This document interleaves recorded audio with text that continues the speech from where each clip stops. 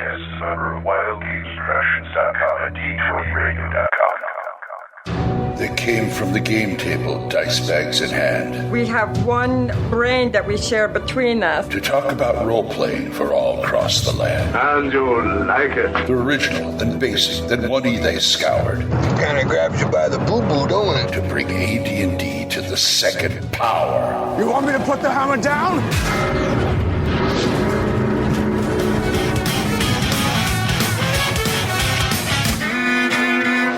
Welcome to THACO's Hammer, the best damn AD&D second edition podcast ever.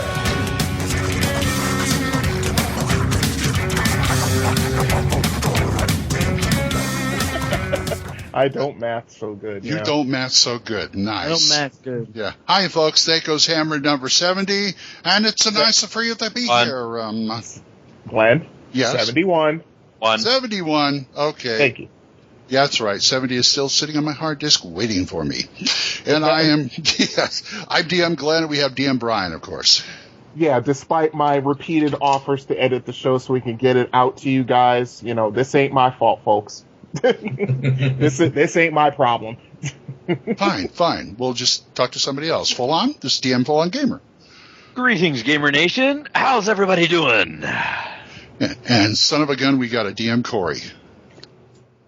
Caught me with my full rum. Hi guys, what's going on? Welcome back. Now in the wild, the rum's gone. Is that what they call it these days? Yeah. And for this show, for a while anyway, we have DM Odinist. I'm going to call you Odinist because we already have a DM man on one of the other shows. Is that cool? I've answered worse. And one of the better posters on the forums, such as Dragon's Foot, and I believe also on our homepage, osrgaming.org. That's right. That's right. And as we have been promising the Gamer Nation, you too can be part of THACO's Hammer. Let us know. We can bring you in. Yeah, and put you in the same room with Full On. And you won't be the same when we're done. That's right. So let's get on with this, and let's go into hits and crits. What are you doing tonight? I don't know. What are you doing tonight? The burlesque, Louie's Paradise, miserable and lonely and stupid. What am I, crazy or something? I got something good here.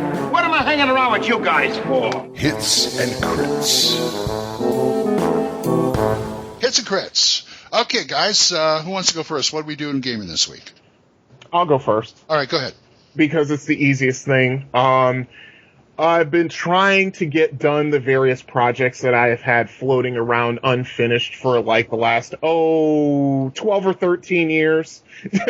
But seriously, I've been getting everything up to speed with the AP podcast game, handed out fresh character sheets with all the XP done and the hit points done if you decide to take my rolls, which I'm pretty sure most of you will because the dice were actually nice that day.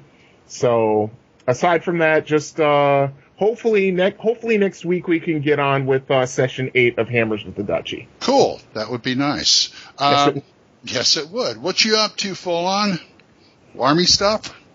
Oh, army stuff and mentoring the spouse into enjoying her reintroduction into MMO-ness, and she's started Jediing it up mightily under Tor and is having fun beating things up with a Jedi, and she finally got her ship.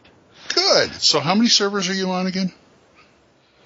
I'm only on one server so far on Tor. I'm on like 6 servers for WoW, and I used to be on 7 servers for City Heroes, City of Villains before they shut that wonderful fun down. Oh man, and here I thought you were hardcore. Okay, fine. What's up? What's up, Corey? Nothing. What's up with you? Oh, you asking me what I did this week? Sorry. Yeah. Coming on here or something? Man, I've been slammed. I've been really busy. I took my Ancient Kingdoms role-playing campaign world and decided I was totally retooling the map while in the process of working on the back history of the previous ages, and decided I needed to go back to the drawing board. And I got 2 other people who are players in my campaign world who went, "Can we help?" And I went, "Yeah, sure." I got a brand new laptop. All right. It's awesome. a monster Alienware What? Yes, I know some of you out there say, it's nothing more than a Dell with an alien head on it. I know it is, but it's still a lot better than my old laptop. So, and I didn't pay full price, which is the bonus. I did not pay full price for it. So, how'd you do that? Which is good. A buddy at work decided to get a new laptop, and he's like, I only want enough money to finish paying off what I owe on this new one, so I'll sell it pretty much at a quarter of the price. And I'm like, you'll take payment? And he's like, sure, I know where you work. I'm like, even better. A quarter of the price? Really? Yeah. Oh, yeah. Alienware is expensive kit. That's a deal. Yeah. Also, Soul Mariah and Smoothie out there, who are members of the Basic Fantasy RPG group, and Soul Mariah is the creator.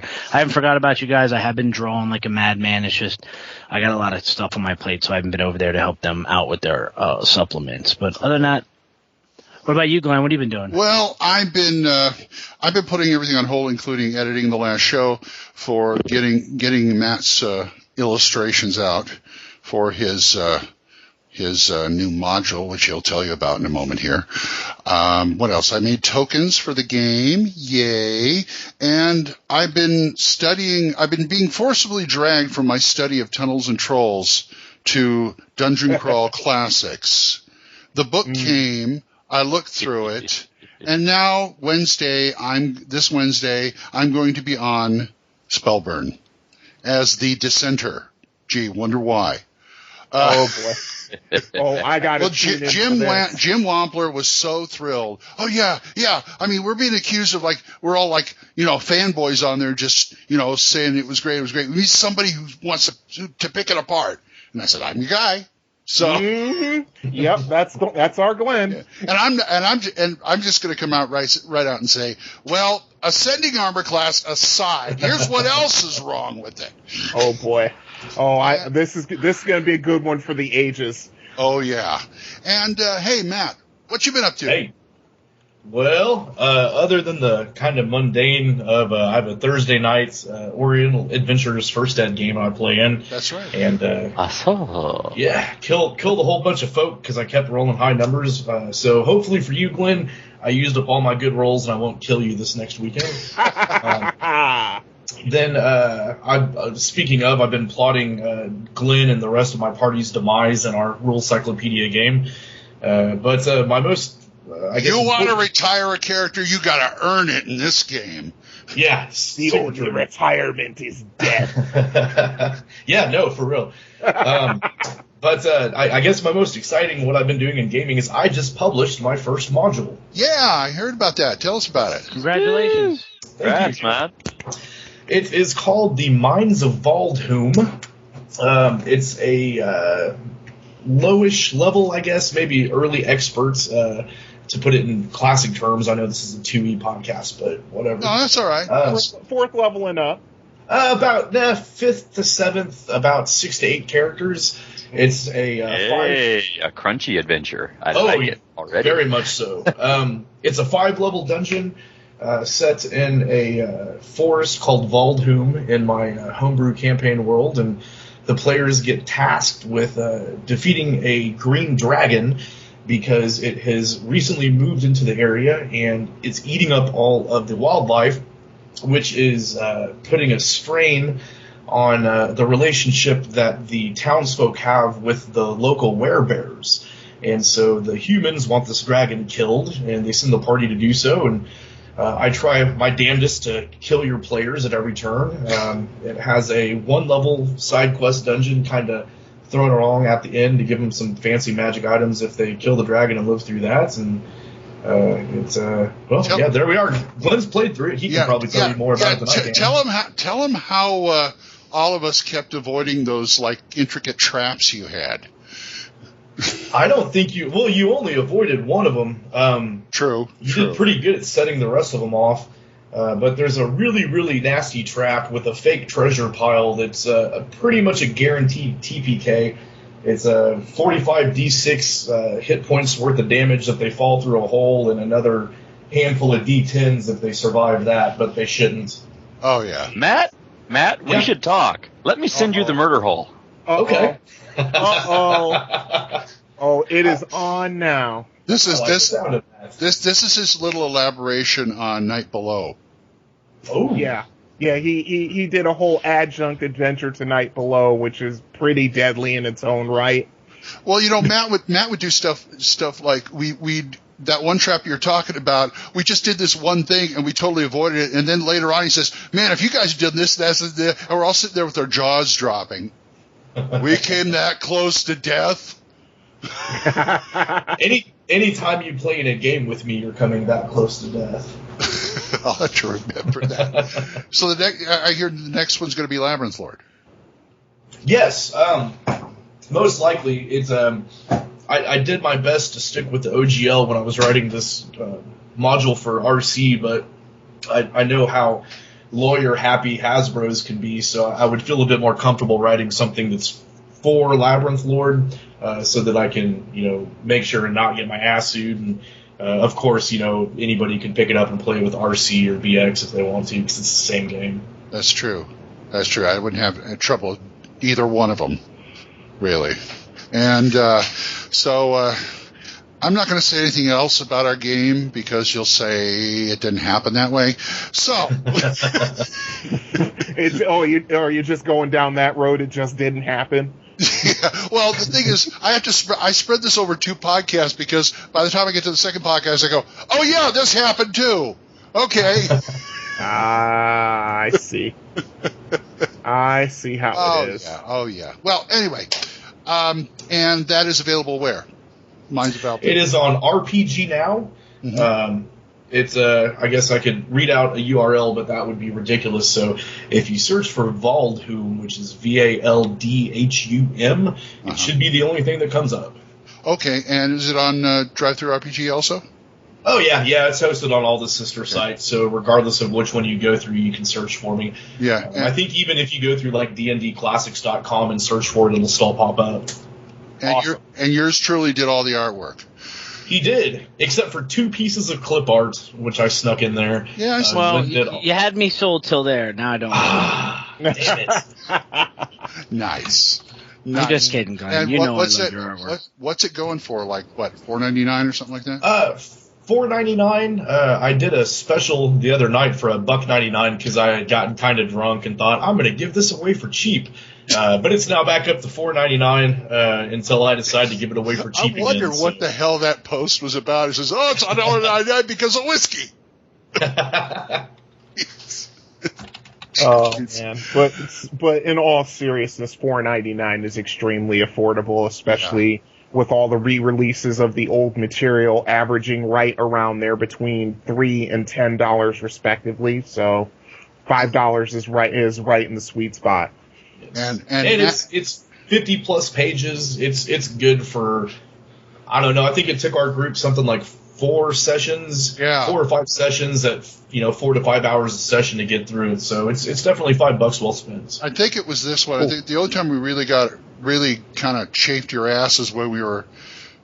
No, that was the current one. Never mind. Sorry. Anyway, I was thinking of where we camped out and you really wanted to throw Wandering Monsters up at night, but then I whipped on a spell that just disguises as trees. So he had a mass morph spell, really? Yeah, I whipped out a mass morph spell. It's like, great, now I can't do any Wandering Monsters. Mm-hmm. Well, you got to survive somehow, especially when you have a DM who's a killer. I mean, straight. That's true. Yeah. Did I say that? Anyway, mine's a Valdhum. It's worth it. Go out, find it, buy it. He sold a whole 8 copies already. Ooh. I'm up to 12. 12? Yeah. All right. Yeah. Tens of dollars. Yes. Tens of them. Yes. You're like medium pimping. Hey, it's better than small pimping. It is. This is true. That's true, but you've been pimping for a while, so anyway. Something like that. Yeah, anyway, let's go on to email. We got any emails? Oh yeah, I've got an email from our man DM Kojo right here, ready to go. Kojo, my man. It wouldn't be a show without Kojo. Yeah, and then we've got DM Heretic right after him. It's kind of funny. I think you'll like this. What's Kojo got to say? All right, give me a moment to set it up. And whoa! Is this a voicemail? Yes, it is, of course. He hardly ever sends regular emails, Glenn. You know this. Okay. He uses our ever popular telephone number to dial it in. Right. Give us He's questions. the one who uses it the most, by far. Okay, well, play it then. We'll Okay. listen.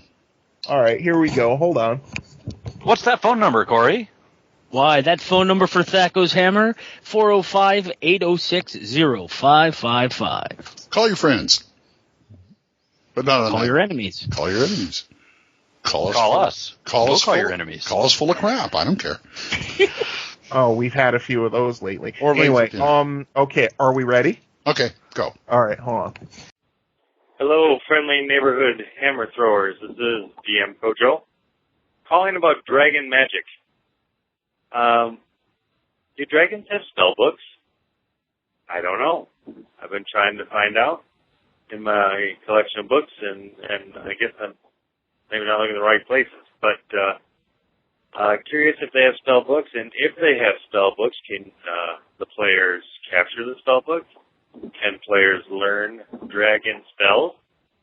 I'm sure some of the spells that I've seen, at least, that are specifically tailored towards, dragons, might not be useful for a human or semi-humans, but some of them that I've seen in various books, a lot of the Forgotten Realms books have dragon magic in it.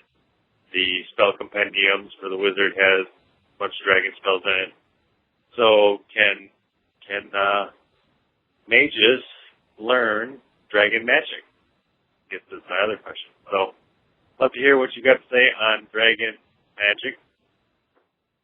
Keep up the good work. See ya. Thank you, Kojo. Well, tell you what, dragons don't have spell books, and that's why they have all these shiny reflective things in their hoard, because they write their spells on their butt. But seriously, folks. Seriously, sorry. Yeah, no. All right, well, what's the opinion? Do dragons have spell books? That's a good question. Well, No, absolutely not. Go ahead, Matt. You go. Why ahead. not? They're No? magical creatures, man. Like they learn spells. Now they may learn a spell that they found on a scroll or something is where they initially learned about it. But I don't know, man. Dragons live thousands and thousands of years. They're great magical beasts. They're innately magic. I think dragons that are able to cast don't need a spell book because they can just use spells because they're magical creatures. Okay, so they don't. So they have like an eidetic memory for spells. They've lived so long. I guess. Okay. I will go for the agree and disagree comment. I'll go with, normally, I will totally concur with Matt. The dragons do not have or need spell books for all the spells that they naturally cast when you just look at dragon, hit dice, has magic, cast spells. Great and wonderful. But if you happen to have a dragon with class, as in A class, as in literally has class levels, and is a wizard dragon or a illusionist dragon, on top of their innate abilities magic, that one might have a spellbook. Now, as far as characters running away with it, well, interesting spellbooks are interesting spellbooks for a reason, and dragons, I'm sure, have very interesting spellbooks, like things etched onto the panels of shields that are bound together, like the Necronomicon's heavily armored older brother, or possibly stitched into multiple large skins of full cows, or something else entirely unwieldable by the general player population. Okay. Just to make it interesting. I have this image of a dragon who collects fighters' shields to use as a spell book. He binds them together and puts the spells on there. So even if you put them on something that's unwieldy that maybe your players wouldn't be able to take from the dungeon, would you allow them to read magic spells on those items and learn new spells while they're there in the dragon's lair? Good point. Certainly. If the dragon is alive or is willing to let them do it, or they've killed the dragon, or they're sneaking in, and of course then the dragon's going to complain about who's been flipping through my book. That's not where my, last flump tentacle was used as a bookmark or something. They tend to notice things like that. Yeah. I mean, Smog just smelled somebody in there. Now you start messing with the actual wizard dragon spell book, that's pretty good chutzpah there, I think. And yeah, I'd say so. With and consequences to follow. And with dragons, they probably trap the spell book anyway. Well, yeah, any wizard, no matter what race they are, that has any sort of experience, of course, will trap their spell books, because God only knows there are always others who will covet whatever spells you have and try to take them from you. So yeah, exactly. Especially if I can get special dragon spells. Oh yeah, maybe. But as a DM, would you allow the players to get their spells that way? Well, let's put it this way. Well, think about the time and cost involved, because number one, let's just say, let's put it this way. If you go by the way of having dragons have spell books, and I can go either way on it, just like full on, where they can cast a number of spells just innately, or they can study it from books, or even combine between the two. Imagine if a party slays a dragon and the mage actually gets a dragon's spell book. Of course, it's going to be I'd say 10 times bigger than the normal spell book, just for the dragon to handle it. Why does it need to be that big? No, it doesn't, because it could also be like all those polymorphing and shape-changing dragons who like to hang around in human and elf society all the time. I'm sure that they are avid collectors of all kinds of spell books for all kinds of races. Well, correct. And that's how I'd run it. But go ahead, Brian. No, it's all right. It's all right. Point taken. But let's understand something else. It's not just going to be written in common, or at least if not, unless you want to give your players draconic magic, right off the bat. No, you're going to make them work for it. It's going to be written in the draconic language, which means it's going to have to be translated.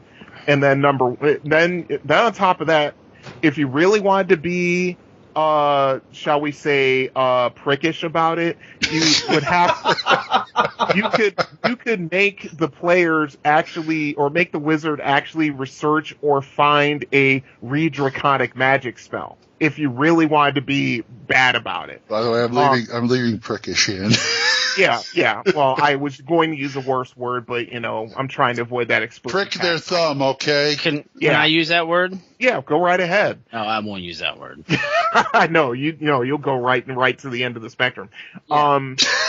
But I mean, let's just think about it. They have to have to find a way to translate it. Of course, there are spells that will do that. Then you'd have to transcribe it into common or whatever language, and there are steps to be taken. It's not just like, ooh, the dragon has a spell book, I'm going to start copying into the spell book. No, you're not. Yeah, I still would give them the benefit of the doubt if they were in a desperate, no-holds-barred battle in the middle of the dragon's lair, and someone had the great idea of, I'm going to save the party by jumping on top of, straddling the pages of the dragon's spellbook, cast read magic, and casting spells directly out of his spellbook at the dragon. Yikes. That would be awesome hero moment there. Yeah. It might explode, and of course, it's a dragon spellbook, so when it goes, it's going to go well. But, hey, way to go out like a champ, right? Small tactical, like a boss. Anyone? Yeah. As far as my opinion on it, I don't feel the need for dragons to have a spell book as far as casting their own draconic magic. It full on, and Brian's right. I mean, they have their own innate natural abilities. Oh, and Matt, I apologize, Matt. Matt was right as well. I believe that they don't need to cast out of a spell book or study a spell book to cast their draconic spells. Now, that dragon's been alive for a couple thousand years, so he's seen elven freaking civilizations rise and fall. So he literally can walk over to the ruins and be like, oh, look, check it out, an elven spellbook. Don't know these spells? Well, let's go put that in the library. He could have spellbooks galore just from a collection, and a lot of the dragons, especially the good aligned ones, actually enjoy polymorphing and going in, checking out civilizations and humans and intermingling. So oh look, there's a bazaar in town. Hey, they just brought a cool bunch of spellbooks from the west. Sweet, I think I'll go back to my hoard, grab some gold, and buy me some new spellbooks. So you're gonna find out what the level of local magic is. Hey, they're finally catching on to things. Hey, this guy's actually kind of dangerous. I'm going to have me and a couple of my buddies show up in the middle of the night on his tower and flatten it. Right. As far as go ahead. No, go ahead. I was going to say, as far as player characters learning dragon magic, I actually have dragon magic in my campaign, and it is a long and tedious process, kind of what do I want to say? David Carradine, in the training of a monk, you're stuck with the dragon for years and literally will be his apprentice or bitch and or midnight snack, depending on his mood, until he can teach you what you need to learn. And it's obviously not just going to be like, hey, dude, can I learn some magic? Yeah, sure, man. Put down a cot over there. I'll teach. No, it's going to be a reason. You know what I mean? So I have the ability in my world for them to actually learn the magic, but it's got to come at a price. Like, okay, yeah, I just saved the dragon's life from all these charging paladins that decided to end the dragon's life. Dude, you owe me your life. Teach me some dragon magic. Begrudgingly, I won't eat you, and yes, I'll teach you a spell of dragon magic. Which will probably make this guy's career. Yeah, exactly. If he lives long enough. Oh, you're a human. I'm sorry. It's going to take 117 years to learn this spell. You're already 30?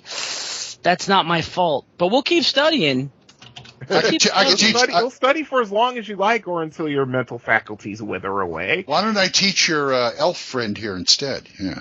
Yep. Yeah, you said collection. You said collection. All of a sudden, I thought of him collecting statues from Medusa named Reaper. Oh, boy. Wow. Yeah, look at the bottom of the sea, Reaper. Yeah, exactly. But I think all four of us are in agreement that it's basically just an application of Tanastaffel. There's no such thing as a free lunch. Yeah. If you want such a thing from, a dragon, you're going to have to work for it.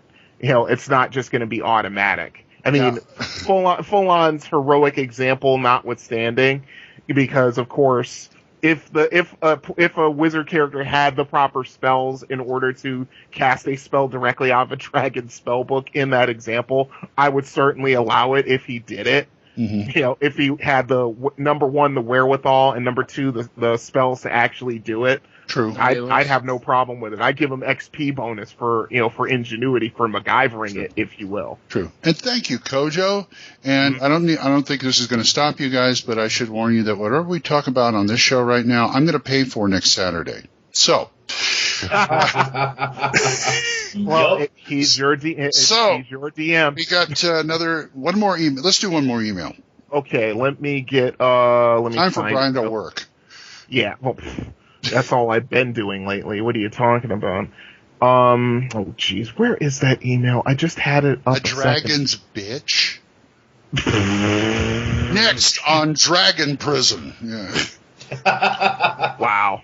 Just wow. I'd watch that. Jeez, where is that email? I just had it. I would too. Oh, that's why I couldn't find it. I was in the wrong spot. Where is it? Because our friend, if I can just find it. Oh, there it is. Here's our friend DM Heretic emailing in again. Hi. Okay, he says, hello again, fellas. DM Heretic checking in. Have I caught up to DM Kojo yet? No. Didn't think so. That would take a really long time. God, even if Matt's saying it's going to take a long time, yeah, you're going to be, at the till for a while. I think DM Kojo's been on the show more than I have. At this, no, you've been fairly consistent lately. He said, but that's okay. I have nothing but the utmost respect for him and his amount of contributions. Keep it up, Kojo. There should be more gamers out there like him, and as well as the four of you. Well, I'll take that as a compliment. This year marks my 30 years of playing D&D with free time for gaming or other interests getting harder to come by. What is it about D&D that makes you set aside the precious hours of free time we have as adults to roll weird dice, swing swords, and cast spells? For me, it's always been about recapturing the feeling I got when I killed my first monster in the keep on the Borderlands, about the lifelong friends I made in a cold basement in 1983, and the new friends I made in a new group this past year. I remember in my youth saying I would play this game until the day I die, and even if I can't really live forever, I can in this game. Till next time, keep your hammer swinging. DM Heretic / Tim the Enchanter. There was no question there, was there? No, actually there was. Okay, what was it? I missed it. What is it about the game that makes you to set aside free time to fantasize about being the character that you make? Thank you, DM Heretic. Thank you, DM Heretic. I want to hear Matt on this first. Yeah, by all means. Because you can kill a whole lot of things and not go to jail. I think that might cover Full-On's answer. You need to be in Corey's game. Yeah, that would be interesting. That will most certainly be interesting. With full on right next to you, yeah. Wow. How about you, Brian? And speaking of full on, we bid him adieu. He had to go and go role play as Yogi Berra for the evening, meaning he was playing catcher in a softball game. Yeah, deja vu all over again. Anyway, go ahead. What about you, Brian? With me, I mean, I've always had a predilection for fantasizing, even when I was a kid. Whoa. Not that kind of fantasizing. That's a whole nother. Oh, we did a fair amount of that too. No, that's a whole nother conversation that is, not fit for these airways. Jungle Giant. Oh, jeez, stop it! Just stop it. But anyway, I mean, ever since I saw, even before, but Star Wars in '77 was the critical mass for me. It was just from that point forward, hardly anything else mattered to me, whether it be family, school, whatever. I was constantly being Luke Skywalker, being Han Solo, just figuring out, how things worked in that universe and just always thinking about it. Then when I started playing in, 1981? It was either 81 or 82, I forget now. But when I first started playing, it was like, it just, took my imagination and injected it with a whole lot of caffeine. It just went completely, just blew up. And I mean, I loved playing. No, that was Joe Cola. Huh? Yeah, no, Joe. Yeah, exactly. Held it down and force-fed it a good 2-liter bottle of Joe. Yes.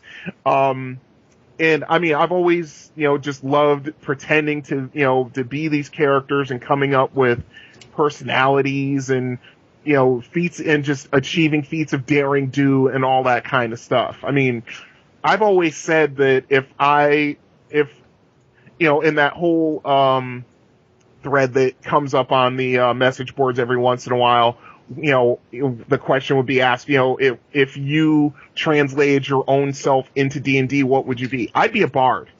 Cause I was, I've always had a love for music and that kind of thing, but, I've just always loved playing this game, and I mean, I've played it for 31 years now, probably 32 this year, and I just don't see myself stopping. As long as I can find people to, be victims, players in my game. Good idea. How about you, Corey? What keeps you in this? For me, what keeps me playing, it's got to be the stories. It's got to be the stories of being able to tell a grand story in a world that I've created with my friends, and years from now hear them regale those tales to new friends of ours that we meet, and watching the faces of the people that we're talking to and the pride of my friends who enjoyed that story and being able to tell a good story. No one goes, dude, do you remember that time that we were like sitting on the couch watching Beavis and Butthead? Yeah, that was fun. No one does that. It's well, all right. And it all started from watching, Colwyn taking out the Widow of the Web commercial, in Krull, or, back when Peter McNichol and freaking Ralph Richardson were taking out the dragon in Dragon's Lair. Right. Those stories stuck with me, and it's like, that's what I want to retell. And when I tell a story, I want it to be grand, and I want it to have like different, a deeper meaning and to last. I enjoy the storyline. That's what I'm into. Cool. For me, it's going to be, it's kind of like Corey. Wow. Yeah. It's the tales, but also I'm an actor.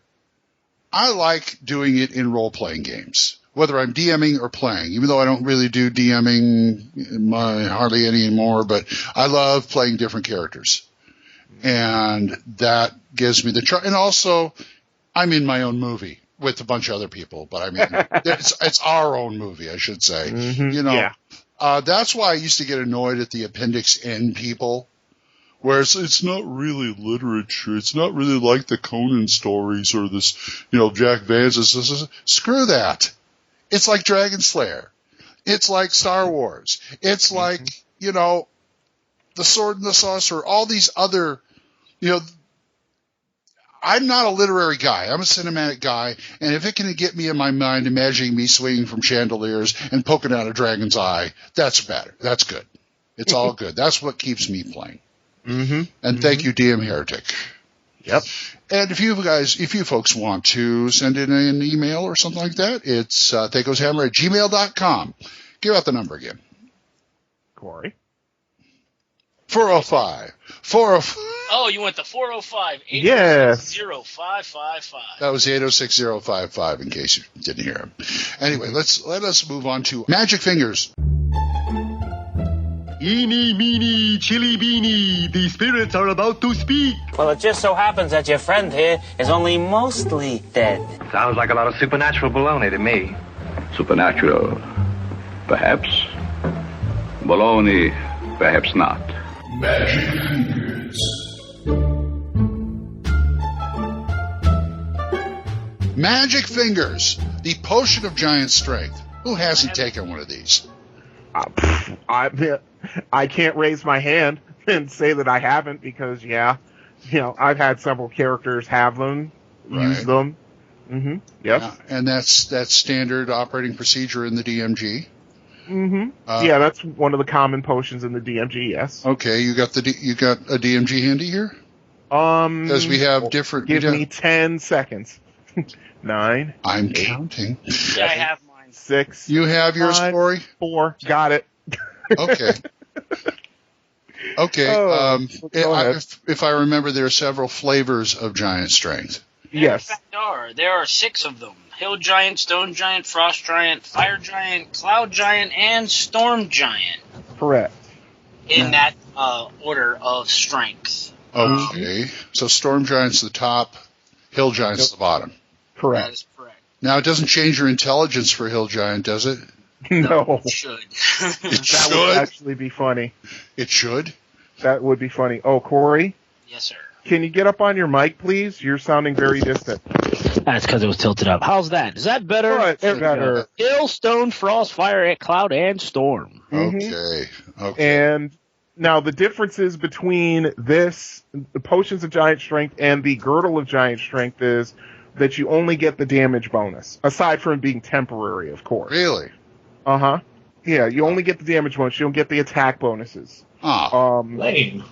So, if you drink the Hill Giant potion, you have to go, I can only take maybe 10.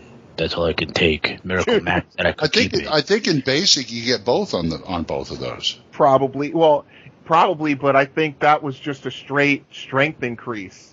Now I think about it in basic, but I haven't played. Yeah, because in basic, all it did is give you, and I don't even know if they have a potion for it. There was the girdle or the gauntlets, one of the two, and it brought you up to a strength of 18 because they have a capped strength in basic. In page 871 of the green Encyclopedia Magica, it says this potion can be used only by warriors. When a giant strength potion is consumed, the individual gains strength and attack roll bonus when scoring a hit with a handheld or thrown weapon. So you do gain both the attack bonus and the damage bonus because the damage bonus is listed on the chart below.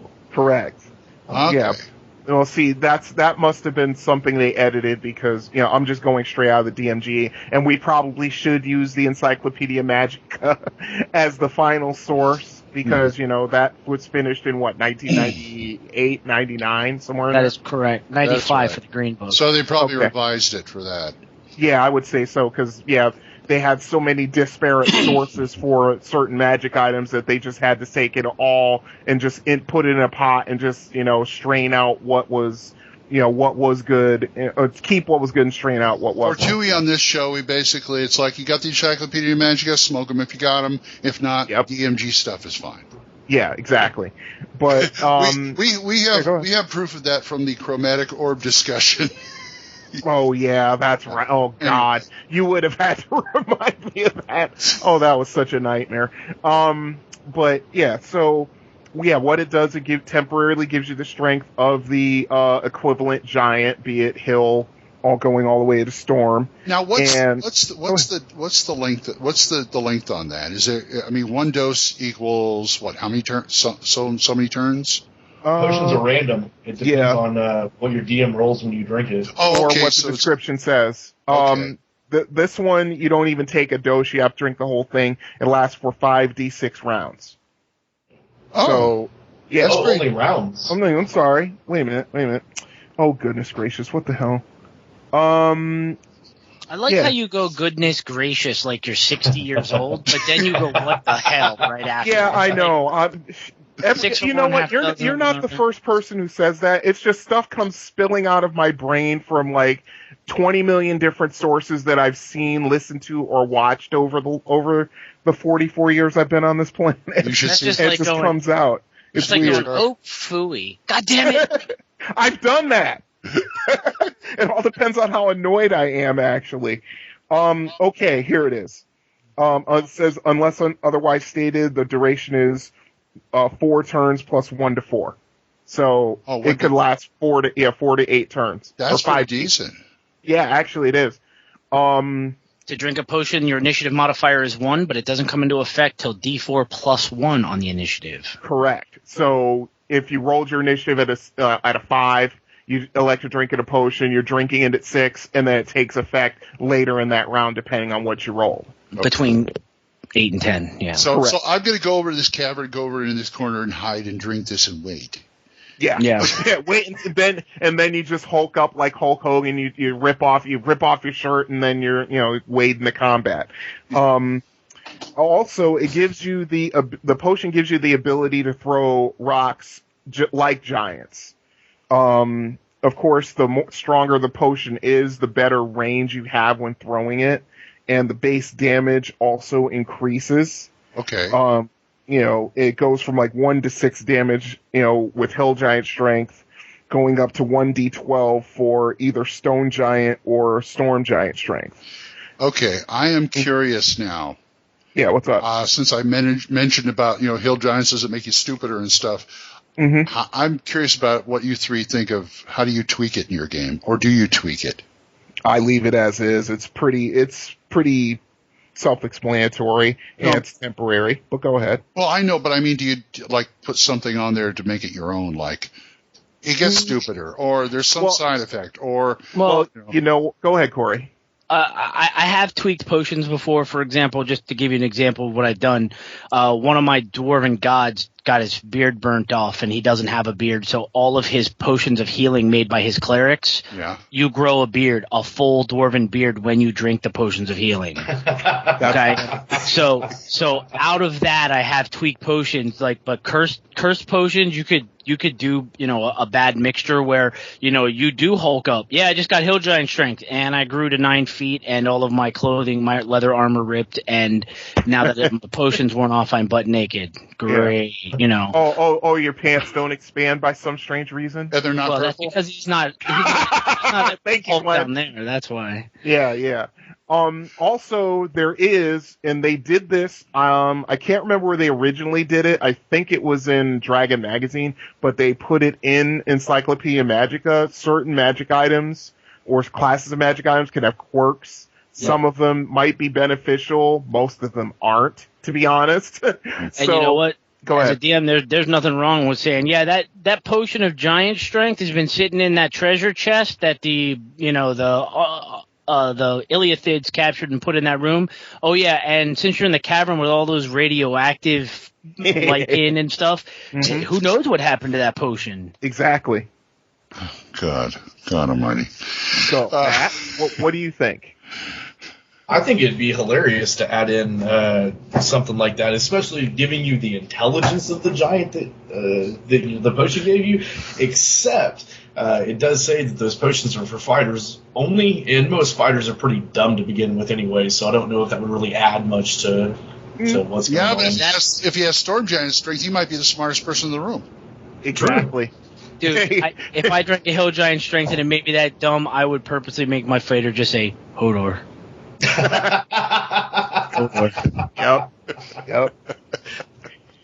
Yep. And there it is, right there. But as far as uses, as a player, there was, I've told the story before about the ranger who I played the 7th level and got killed in a fight with a ancient white dragon, and then there became all this problem about her actually still being a ranger because her stats drop below the minimum, which is BS in my opinion.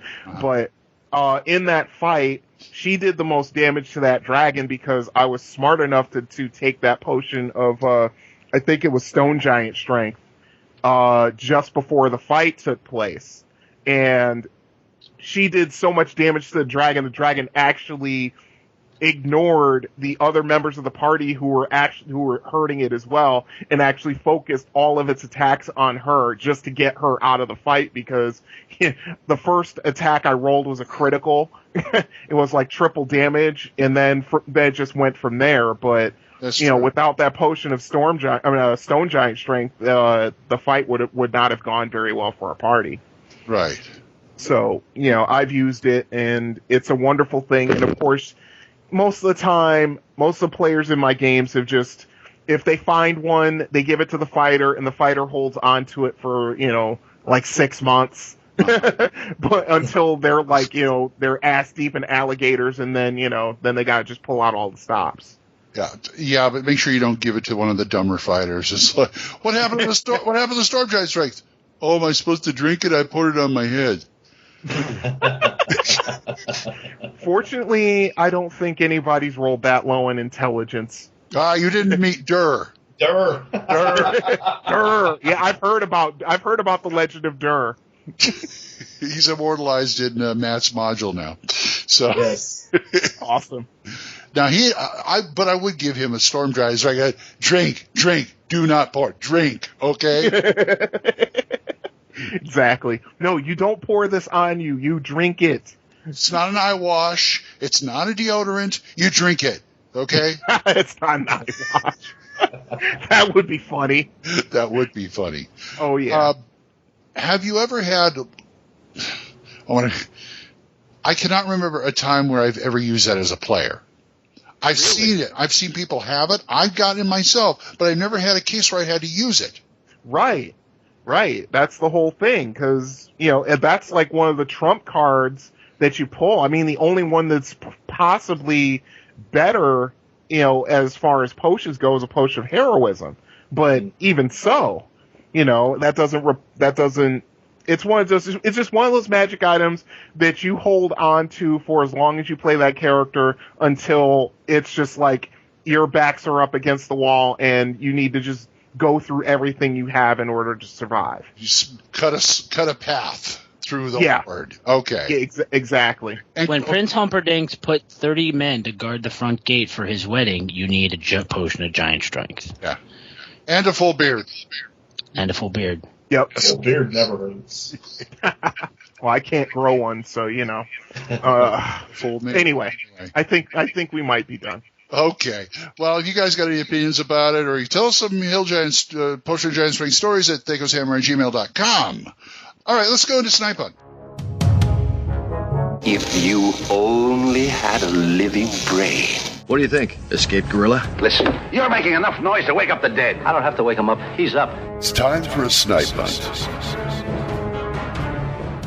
Snipe Hunt. Okay. We got you want giants? We got giants. Yep. We got this is the first edition I ever saw that had like a giant-orama. Oh yeah. I mean, I'm just looking at, just in the Monsters collection alone, I'm looking at least probably close to 30 giant types. It rivals dragons. Yeah, dragons and demons and devils, or excuse me, Tannerai and Batezu, sorry. I mean, what are we talking about? Cloud giants, cyclops, desert giant, Ettins, furbolgs, fire giants, fog giants, Fomordian giants, frost giants, hill giants. Oh my God, jungle giants! First time I ever seen. Night giants, reef giants. That was a new. Remember, Corey, that snow giants, that jungle giant is 18 feet tall. Remember that. It doesn't matter. Look, she's green and she looks like Tina Turner. He'd love it. Yeah. Do you see the huge tracts of land she carries? Really? I That's all I'm saying. She's going. Oh my she's God! going I'm not going there. No, she's going for the reef giant on the next page with the big package. So anyway, yeah, this is more just the unusual types of giants. I just picked a few out of the monsters collection, like the Cyclops. I remember Corey saying he likes the Vibirg, the wood giants. Yeah, the Vodkin. The Vodkin? Yeah. Vodkin. That's your. I like them, but their heads are. That the picture in the monsters manual was disgusting. I don't know who drew it. I don't know. They're one of my favorite. They're one of my favorites, and a buddy of mine who happens to be here listening to the show tonight behind me wanted to play a Verbig from the Humanoid book. And now that I've read them, these things are freaking disgusting. And Yeah, this player character, any DMs out there that allow this race as a player race in their campaign, better be ready to go up against it, because it's not an easy freaking race. Hey, Matt, forget the gnome. No. But, Okay. I mean, I was just thinking about, like the Cyclops. Now, that's like a classic D&D giant. Almost everyone I've known who's played Basic or Beckme or any of the other iterations, they've used it. Advanced, yeah. I raised my hand, yeah. Yeah, I mean, it's a lot of fun to me. As a matter of fact, the next adventure you guys go on in Hammers of the Duchy, I finally figured it out. You'll probably run into one. Then, of course, there's the Cyclopskin, which is the smaller version. Now, that's the guy in Krull. I forget what his name is. Do you remember what his name was, Corey? Yes, I do. Yeah. What was his name? You're talking about the Shepherd, right? Yeah. The Cyclops Shepherd? Yes. Yeah, that they gathered together to rack go my brain. Hold on. Yeah, I cannot. Continue on. I'll shout it out while you're talking. Oh, consulting IMDb, are we? Go ahead. Bernard. Bernard. The actor's name's Bernard. I'm trying to think his last name. I can't. Let me look it up. Hold on. I got it. I'm already on it. Now the show grinds. Still comes to a grinding halt. Actually, his name was Cyclops. It was Bernard Bresslaw. That was there. The It is Bresslaw. Anyway, what's the most unusual giant you've ever used in a game? Anybody? Let me think. I mean, I've used the basic types of giants. Most of the giants here. Oh goodness, I'm trying to think, and I'm having a lot of trouble figuring it out. Say reef giant or something, or maybe go ahead. I'm listening. No, I'm just extrapolating. Go ahead. Mine would have been the giant demigod from Thorhammer's Revenge of the Giants. I missed that session. Yeah. He was nasty. He was a mix of hill giant, fire giant, ice giants, and I think there was a fourth one thrown in just to really piss off your players. That must have been a party. You must say, he had like 8 arms or something like that. Some ridiculous amount of appendages with weapons in each, and he did. I don't know. I think Thorhammer has it for sale, so I don't want to give away all of his secrets. I'd just say go buy his stuff. But he was nasty. He was absolutely nasty. It was probably one of the meanest things I've thrown at my players, and the only reason they even beat him is because I was feeling kind of nice that day. Just kind of nice. Yes. Actually, going through the list of giants, I remember using the Fomorian giant, which is the ugliest by far of the giants. That's like a mongrel man giant. Yeah, exactly. That's exactly what they look like. They're deformed and I remember just putting this up against the party, and just they wouldn't go anywhere near it, even though it was like the chamber where the giant lived in the dungeon was Fomorian, by the way. Fomorian, yes. Oh, I messed up, by the way, in my earlier talk. I was talking about the Furbolgs, not the Verbeek. The Furbolg giants are a playable race. My apologies. Continue. That's okay. Yeah, it's all right. It's all right. But yeah, I mean, the party decided, just because it was so butt ugly, they just decided to just leave the chamber and just figure out another way to get through the dungeon, to get where they're going. I can't remember exactly because it's been so long. But yeah, that's like the most unusual one I've ever used. Okay, how about this? What's up? Giant tactics against giants. Uh-huh. Okay, I'm sure we have a few standard ones. Halflings. Halflings. Yes. Dwarves, halflings, and gnomes against giants. Yes. True. I came up with one during Matt's game. We had a Cyclops we went up against, and I webbed him. And everybody's going, he's going to break out next round. He says, yeah, but not until next round. Right. Get him! Yep. Dogpile on the giant. Yep. Yeah.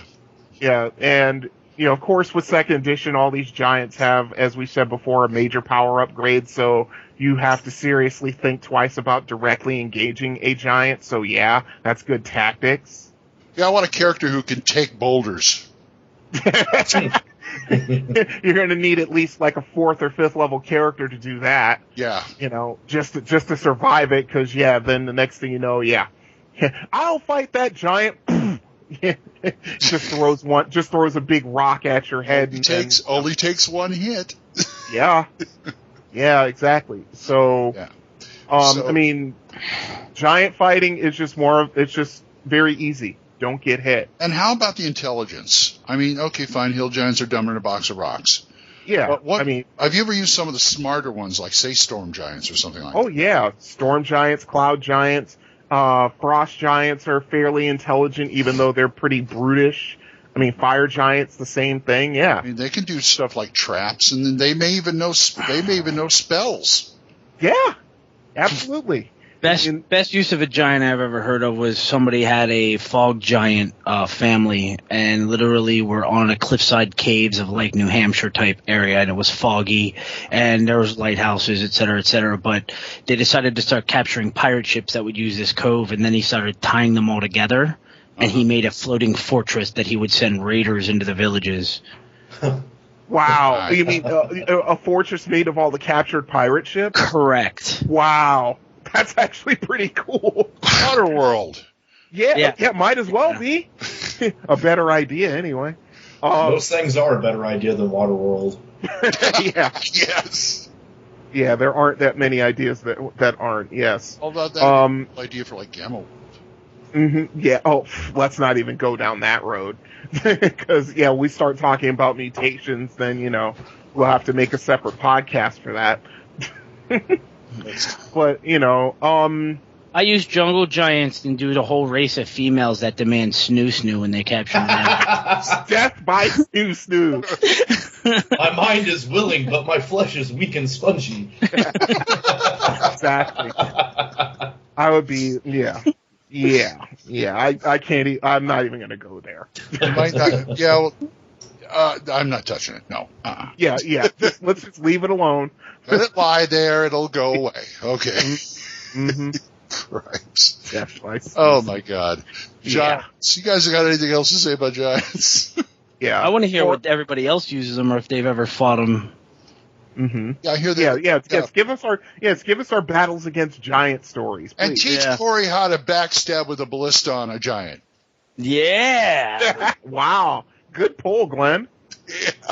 THACOSamper@gmail.com or the number 405-806-0555. We can also be found on any of the many websites and forums out there. OSR Gaming, Dragonfoot, Purple Worm, all those other places. Planet AD&D, Facebook.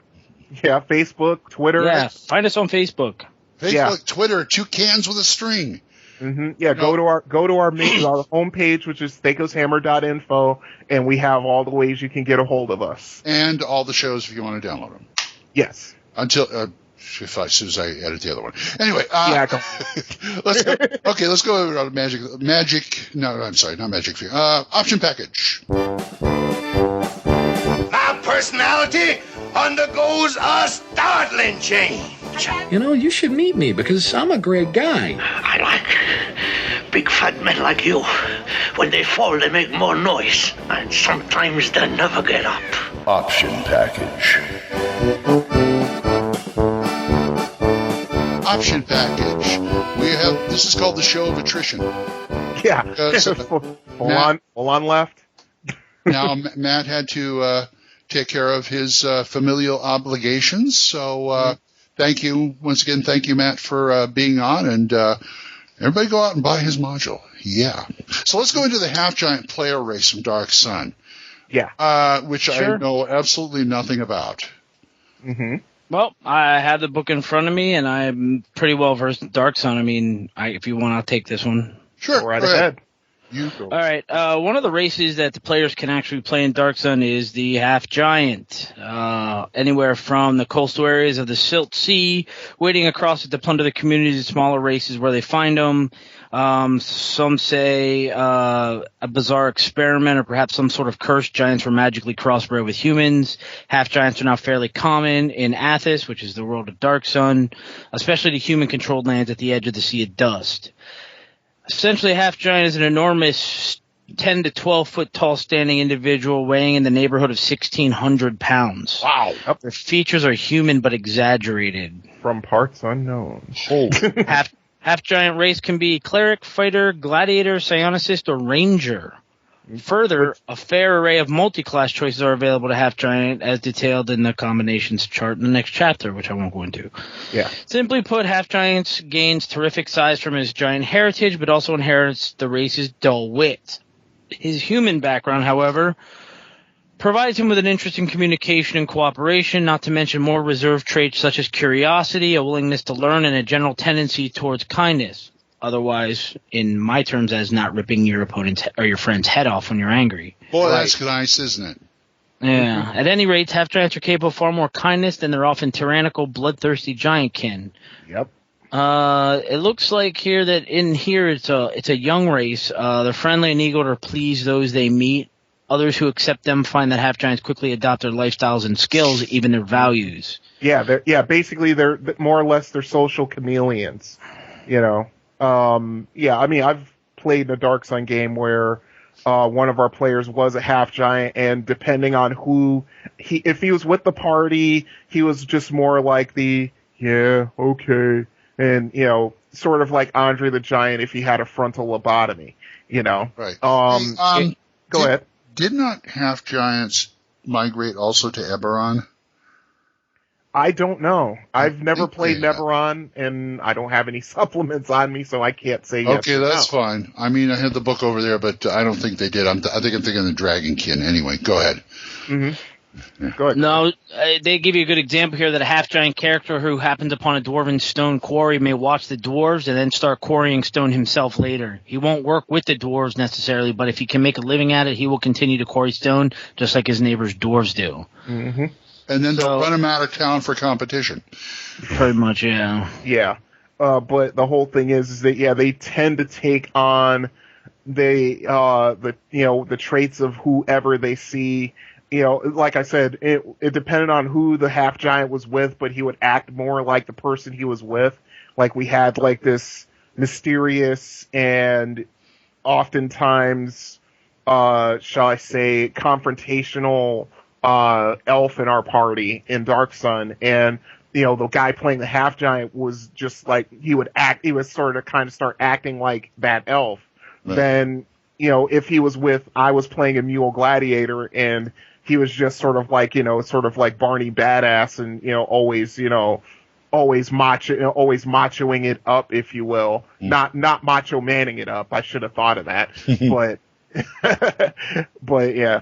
And then I got my Kahulax out, and I just put his eyes right in the back of his head. Anyway, but yeah, then the half giant would start. I kept seeing him with 4 other giants doing YMCA. Oh God. Or Macho Man. Yeah. But with half giants, that's a nice, not so much nice, but it's a pretty decent role playing hook right there. Mm-hmm. And this way it's one of the ways that, the character doesn't dominate the game because, You know what it's reminding me of? What's that? The infamous half ogre. And ogres are related to giants. Yes, they are. Yes. Yeah, I actually have half ogres in my campaign world. They're actually a playable race, but I haven't really gone as far as half giants. I thought it was a cool idea. I saw it in the book, and I was like, maybe we should talk about this, but I've never played a half giant myself. Mm-hmm. I've only seen it played. I haven't played one. also, to continue Corey's description, of course they get, a huge bonus to strength and con, but they also get a substantial penalty to intelligence, wisdom, and charisma, and their hit die rolls are doubled, no matter what class they are. So yeah, they can be like, just damage sponges, so to speak. Wow. They could take a lot of damage. I mean, one of the disadvantages, of course, are clothes, armors, weapons, food, for half giants are doubled at the base. Of course, they can go higher than that. Right. And transportation or lodging would be probably even more expensive if they're available at all. Okay. Mm-hmm. Cool.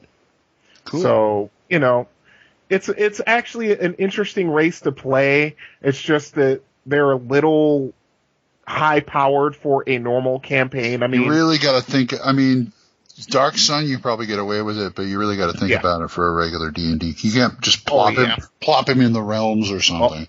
That character could dominate the game pretty much. Yeah. I mean, I can only imagine how nightmarish a half giant fighter with like 14 hit dice rather than 7 being a 7th level fighter. Yeah, that's pretty. Yeah. Yeah, but but all you have to do is throw him in a room with a Rubik's cube and you killed him.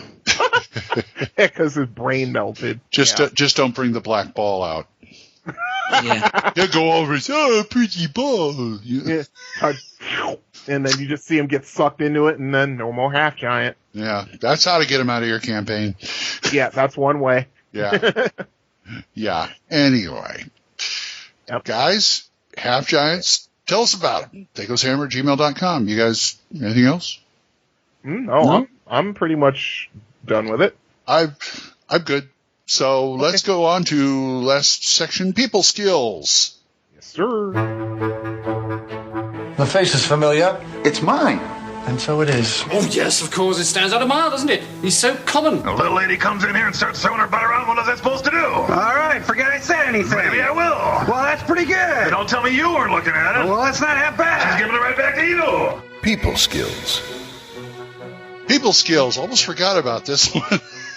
It's like something seems to be missing. Oh, yeah. People skills. The Mountain Man kit from the Complete Ranger's Handbook. Yep, Grizzly Adams. That's right. Mm-hmm. And you will find him on page 65. 65. Mm-hmm. And since I don't have my glasses with me, would you read, Brian? I've got it. First of all, the Mountain Man is, as it says, some people find the lure of the wild irresistible, and having tasted that life in its purest, most primitive state, these hardy souls reject the trappings of civilization and wholeheartedly embrace the challenges of the untamed wilderness. Yeah, that was Grizzly Adams in a heartbeat. Pretty much. Grizzly, I can think of what was that? The one that Robert Redford did? Oh, I know what you're talking about. I can't remember the name of the movie. Yeah. But yeah. Jeremiah Johnson. Jeremiah Johnson, yes. Yeah, yes, same exactly. Thing. Yeah, he was a mountain man too. The typical mountain man is robust, courageous, and uncomplicated. Book learning and formal schooling mean far less than self-reliance and common sense. God only knows we need more people like that around. But even though they're uneducated by conventional standards, they have mastered all the skills needed to survive where they are. They have manufactured their own weapons, brew medicines from wild herbs, and constantly persist in strenuous physical labor when others have long since succumbed to exhaustion. That's why when you walk up on his cabin, you will see him out front chopping wood with a bardiche. I know who I'm going to base my mountain man on. Oh, who's that? Ernie Brown Jr. Okay, where does that come from? Have you ever watched Animal Planet? Yes. Call of the Wild Man, Turtle Man. Oh, yeah. He's the most outrageous backwoods guy you'd ever have, and that's he puts Steve Irwin to shame. That's saying something. Actually, if I was going to play a mountain man, I'd make it Uncle Si. Uncle's. Oh God. This thing's a piece of junk. That's right. Yeah. Okay. The requirements for the kit. Yeah. I like the primary terrain required. Yeah, mountains. The mountain man. You think? Yeah, you think? Is that where we put the crib service? Yeah. Mountain man needs to have a strength of 14 and a minimum con of 15. They cannot be a full elf. I could see a half elf being a mountain man, sure. All the societies shun him because he's got elf blood. Yeah. Yeah, that would actually work, exactly. Mountain men value privacy over comfort. Yeah, that makes sense. Their homes will be in secluded caves or crude shacks hidden in remote mountain ranges. Mm-hmm. Many are nomadic, wandering from place to place with just what they have on their backs, or either being carried by a bear or other animal follower. They have little need for money, and because they usually procure goods from traveling salesmen, small town merchants, and bartering. But even the most stubbornly independent mountain man hankers for human companionship now and again. Jungle giants. Oh God, stop it. Someone's going to need what? Oh God, I forgot the name of the potion. But anyway, give him a chromatic orb about the butt. Anyway, so every once in a while they might hook up with an adventuring party. If they are faced with a problem that they can't tackle by themselves, they might actually try to find a party to give them help with it, give them help with whatever it is. Of course, role-playing wise, they're the kind of people that just speak their mind. They don't care who they offend when they speak it. They're not really strong in etiquette or personal hygiene for that matter. They don't have to be. No, they don't. Not when they're living on a mountain slope with, with just, Gentle Ben the bear as their companion. Yep. You know what I'm saying? So, let's see. The weapon proficiencies, their first initial weapons must be an axe, bow, crossbow, club, dagger, dart, javelin, knife, quarterstaff, spear, staff sling, or warhammer. That's what they have to start with before they get anything else. All right. Of course, they get the mountaineering proficiency. They need hunting as required proficiency. They have to take hunting as one of their first ones. Of course. And they have a whole bunch as recommended as, of course. I don't agree with the bard list though. What's that? The non-weapon proficiencies that they're barred from taking. Agriculture. If it even said in the first paragraph that they're living in hostile climes and growing their own wild herbs. Hello? Well, yeah. Well, agriculture is more large-scale farming than it is, just growing, some plants to either use as medicines or to live off of. That's like just running. Agriculture is more running a farm than it is anything else. So I can kind of see that. Right. Let's see. Their bonus, of course, they receive crude weaponsmithing as a bonus proficiency. They can use stone, wood, or other naturally available materials to make weapons at no cost. So they can make spears, bows, arrows, axes, daggers, and just anything they could use out of wood, stone, or anything else they might be able to find. So, they'll be, if you see them, they will have mostly naturally made weapons, right. as to whatever they're going to use. Right. Unless they can trade for them. Yeah, unless they can trade for them. They start their career with any two weapons in which they have proficiency. That's at no charge, which is actually pretty good. Yeah. Those weapons are handmade. Then they can manufacture weapons according to the rules of the crude weaponsmithing proficiency, and that's more how long it takes and, rolling proficiency checks to make sure that the weapon is actually usable. They normally don't wear armor. They usually wear leathers and furs, which give them an armor class of 8, which is the equivalent of leather armor, believe it or not. And yeah, and usually it's decorated with like porcupine quills or colorful pebbles and bone necklaces and things like that. Even though they're not forbidden from using metal armor, they're so uncomfortable wearing it that they'll suffer a -2 penalty to attack rolls. Wow. Sometimes you gotta, though. Yes, sometimes you have to. It's true. Yeah. Let's Understood. see. They have also a couple of other special benefits. They have the will to live, where it basically says, where others would submit to death, the hardy mountain man clings to life ferociously. If they miss a saving throw versus death magic that would kill them, they'll get a +2 bonus. Wow.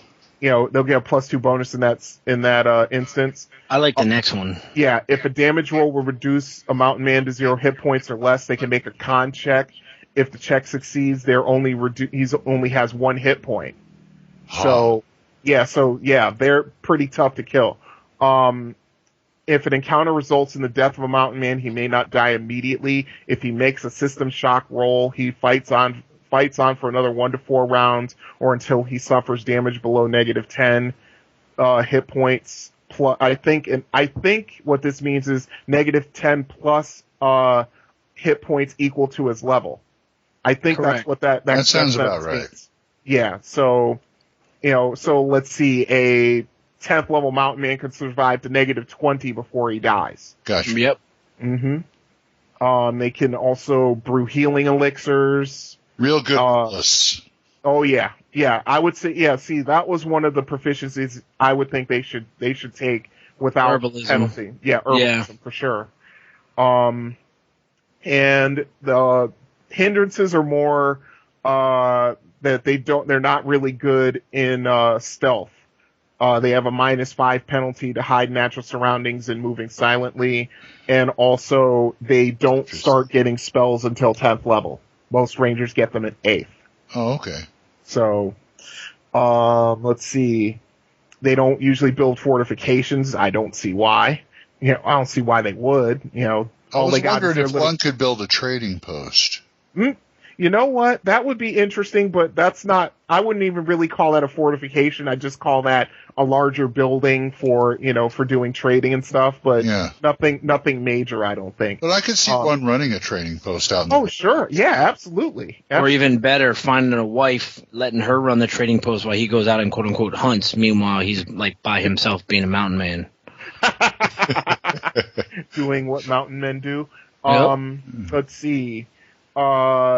Let's see. They may only own one item worth 15 gold pieces or more. The total value of all his other possessions. Now, see, this is kind of weird to try to keep track of, but all his other possessions can't total more than 100 gold pieces, right. Which is kind of weird. I mean, I understand why they did it. It's just kind of hard to keep track of, really. True. His crude manner and ungainly appearance make strangers uncomfortable. So when dealing with NPCs, he suffers a -1 reaction adjustment, and that goes to -2 when encountering nobles, aristocrats, and also other cultural elite, of course. So you know how I would modify that? How's that? Some way for certain nobles, he would have a +2 reaction. Because of the novelty of having a mountain man in court or something. Yeah, but he would know how to actually act in court or talk to a baron or a baroness, and he'd say what he has on his mind, and he would essentially piss somebody off. He would, but there are some who want him just for that reason. Yeah, that's true. Yeah, they just keep him around as an amusement. You're saying this guy only showers, once a fortnight. So I'm not sure he'd last long in a perfume-filled. Well, no, it would just be a one-time, like, oh, look at the mountain man type of thing. Oh, yeah. Oh, like a circus sideshow kind of thing. Yeah. Yeah, I could see that. But as we all know, that most nobles from that particular period have. I mean, come on, we don't even have to go back into history. True. Most people of royalty or nobility pretty much have their noses stuck up their butts. So. Yeah. I could just see a guy who's just been living out in the wilderness for 30 years coming down there and just speaking his mind. And offending everybody mightily before going back to his shack. Yeah. So. Yep. Well, that sounds like a pretty good kid. I wouldn't mind trying that one once in a while. Oh, I could see you being Dan Haggerty. I couldn't. I could see you playing Dan Haggerty. I mean, I used to watch Grizzly Adams religiously when I was a kid. I loved it, because the guy was just so uncomplicated. You knew what he was thinking, and he would tell you so if you were wondering. Exactly. So, I think this would cause trouble in my campaign or with my group. Oh, why is that? The attitude of the character of saying it like it is and not wanting to be part of a party, but he will join them temporarily to get a task completed or help them out, but he wants to be left alone. That just gives my players ample opportunity. Oh, everybody's sleeping? I'm going to go walk off and see what I can find. Mm-hmm. No. Well, then that's when the wilderness gets you. Yeah.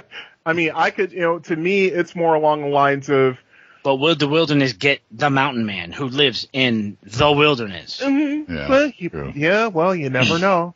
Yeah. I mean, I've seen the problem with this kid is it more suits an NPC than a PC because I'm sorry, most of the players I've DM'd would take the speak your mind, say what's on your mind kind of thing to an extreme. Yep. And constantly get the party in trouble just because. Right. It's like just because you speak your mind doesn't mean that you don't know what the meaning of tact is. Right. Yeah. That sometimes you just don't say what's on your mind because, it could get you in all kinds of trouble. Yep. That's true. Well, Mountain Man, you guys can tell us all about it if you have any experience with it. THACOshammer@gmail.com. You know where we There you go. Yep. Anyway, I guess it's time to close another Splat book. Yep. Hey, 3 of us survived the campaign. We only lost two players this time. Isn't it curious how the 2 most gung-ho out of the 5 of us are the ones who bid it first? Yeah. Well, thanks, full on. Thanks for hanging out. And thank you, Matt, for coming on the show. Hope you can come back. By all means. means. Thanks. Nice. So say goodbye, Corey. Good night, folks, and don't forget, if that potion of giant strength tastes a little funny, just repeat after me. Hodor. Brian. Oh, I can't even top that. Good night, folks. And I'm DM Glenn saying we'll see you next time when the hammer comes down on THACO's Hammer. Bye-bye. Hey, Giant Mountain Man. Yeah, Giant Mountain Man. They're called furballs. Yeah, he's got a point. They're listeners.